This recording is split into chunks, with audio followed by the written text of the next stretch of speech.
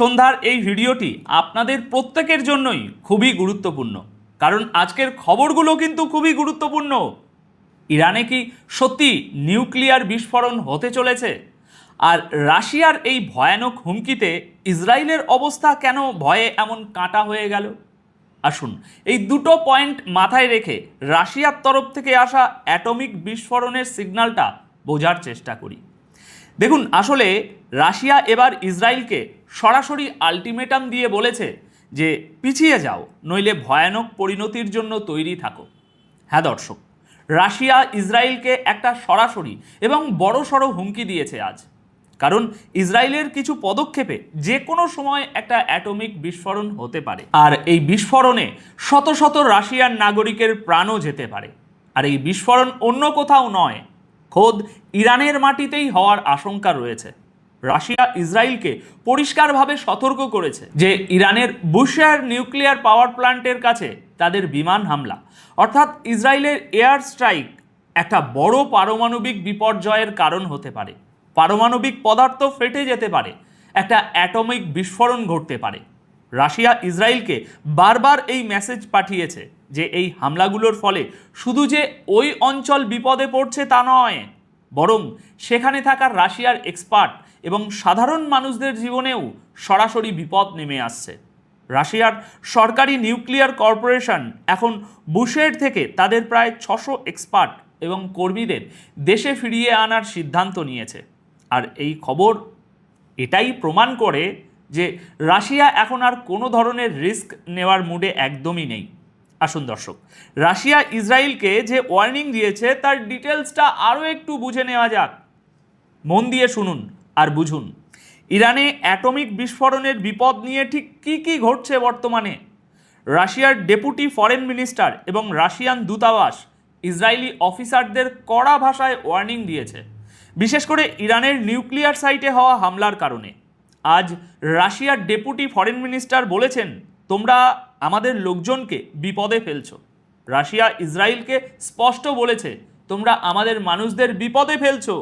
এটা একটা ভয়ঙ্কর খেলা যা পুরো মিডল ইস্টের জন্য ধ্বংস ডেকে আনতে পারে। এটা এক্ষুনি থামাও। হ্যাঁ দর্শক, সম্ভাবনা আছে ইরানের নিউক্লিয়ার বিস্ফোরণ হতে পারে, আর ঠিক এই কারণেই রাশিয়া এই কড়া ওয়ার্নিং দিয়েছে। রিপোর্ট অনুযায়ী এই হুমকির পর ইসরায়েল তাদের অপারেশনের পদ্ধতিতে কিছু পরিবর্তন এনেছে, মানে একটু হলেও ভয় পেয়েছে তারা। ইসরায়েলি সেনা বা আইডিএফ একেবারে ভিজে বেড়ালের মতো রাশিয়ার সামনে সাফাই গাইতে গিয়ে বলেছে, হুজুর, আমাদের এই বিপদের কোনো আন্দাজ ছিল না। আর তাদের অর্থাৎ ইসরায়েলের উদ্দেশ্য নাকি ইরানের নিউক্লিয়ার প্ল্যান্টে থাকা রাশিয়ান স্টাফদের কোনো ক্ষতি করা ছিল না। ভাবুন একবার, একটা বিল্ডিংয়ের উপর তুমি বোমা ফেলবে আর বলবে যে শুধু ইরানিদের ক্ষতি হবে, রাশিয়ানদের কিছু হবে না, অথচ দুপক্ষই সেখানে উপস্থিত ছিল। কি অদ্ভুত কথা! এই চতুর ইসরায়েল এখন কতই না সাধু সাজছে। তারা ইচ্ছে করে নিউক্লিয়ার সাইটগুলোকে টার্গেট করছিল, ওই বুশেরের মতো জায়গা যেখানে রাশিয়ার 600 জন স্টাফ উপস্থিত ছিল। দেখুন, ব্যাপারটা কিন্তু শুধু দুটো দেশের মধ্যে ওয়ার্নিং আর সাফাই দেওয়ার মধ্যে আটকে নেই। ইন্টারন্যাশনাল অ্যাটমিক এনার্জি এজেন্সি বা আইএই এর চিফ রাফেল গ্রেসিও বুশেরের কাছে হওয়া এই হামলা নিয়ে গভীর উদ্বেগ প্রকাশ করেছেন। মাত্র 10 দিন আগে একটা হামলায় সেখানে ইরানের একজন গার্ডও মারা গিয়েছিলেন। গ্রাসি এটাকে অত্যন্ত গুরুতর একটা বিষয় বলে উল্লেখ করেছেন। দর্শক, এতগুলো ওয়ার্নিং এই ইঙ্গিতই দিচ্ছে যে ঈশ্বর না করুন ইরানে এমন কোনো বিস্ফোরণ ঘটে যেতে পারে যার প্রভাব সামাল দেওয়ার জন্য কেউই প্রস্তুত নয়। পুতিনের এই সরাসরি হস্তক্ষেপ এখন এই যুদ্ধকে একটা নূতন মোড়ে এনে দাঁড় করিয়েছে।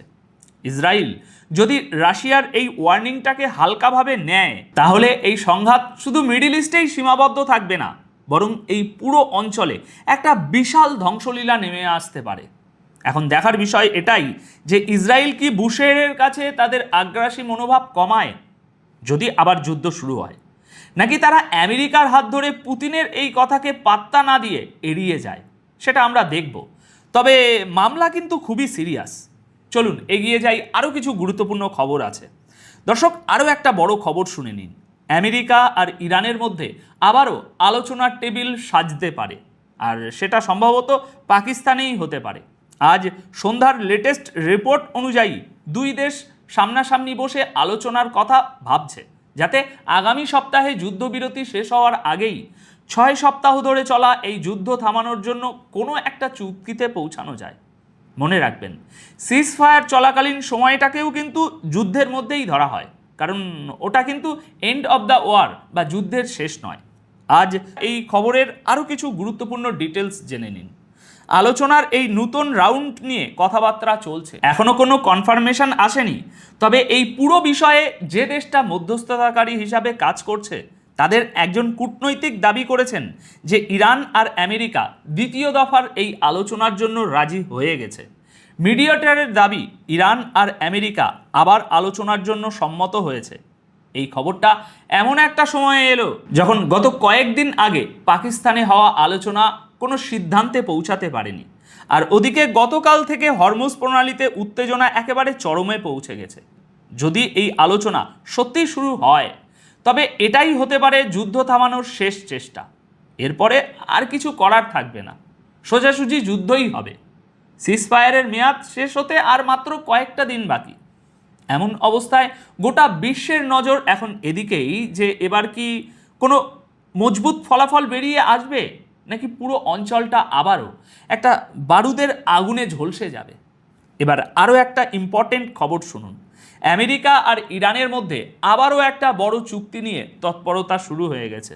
যেমনটা আমরা আপনাদের একটু আগেই বললাম, আমেরিকার ডেপুটি প্রেসিডেন্ট জেডি ভ্যান্স বলেছেন যে মিডল ইস্টের যুদ্ধ শেষ করার জন্য নতুন যে আলোচনা করা হয়েছে তাতে বেশ ভালো অগ্রগতি হয়েছে, কিন্তু এখন বল রয়েছে ইরানের কোর্টে। দর্শক, জেডি ভ্যান্স সেই প্রতিনিধি দলের নেতৃত্ব দিয়েছিলেন যারা গত উইকেন্ডে পাকিস্তানে ইরানি অফিসারদের সঙ্গে দেখা করেছিল। যদিও 5 সপ্তাহের বেশি সময় ধরে চলা আমেরিকা আর ইসরায়েলের এই হামলা থামানোর জন্য আপাতত কোনো পাকাপাকি ডিল এখনো ফাইনাল হতে পারেনি। জেডি ভ্যান্স একটা ইন্টারভিউতে পরিষ্কার বলেছেন, আমার সত্যিই মনে হয় যে সব কিছু এখন ইরানের উপর নির্ভর করছে, কারণ আমরা আলোচনার টেবিলে অনেক কিছু রেখেছি এবং আমাদের রেড লাইনটাও একদম পরিষ্কার করে দিয়েছি। দেখুন, ভ্যান্সের এই বয়ান এই দিকেই ইশারা করছে যে আমেরিকা তাদের শর্ত আর ডিমান্ডগুলো ইরানের সামনে রেখে দিয়েছে। এখন সিদ্ধান্ত ইরানকে নিতে হবে যে তারা এই যুদ্ধ থামাতে কি কোনো পদক্ষেপ নতুন গ্রহণ করছে। এই বয়ান এমন একটা সময়ে এলো যখন সিজফায়ারের মেয়াদ শেষ হতে চলেছে, আর ওই অঞ্চলে উত্তেজনা কমার কোনো লক্ষণই দেখা যাচ্ছে না।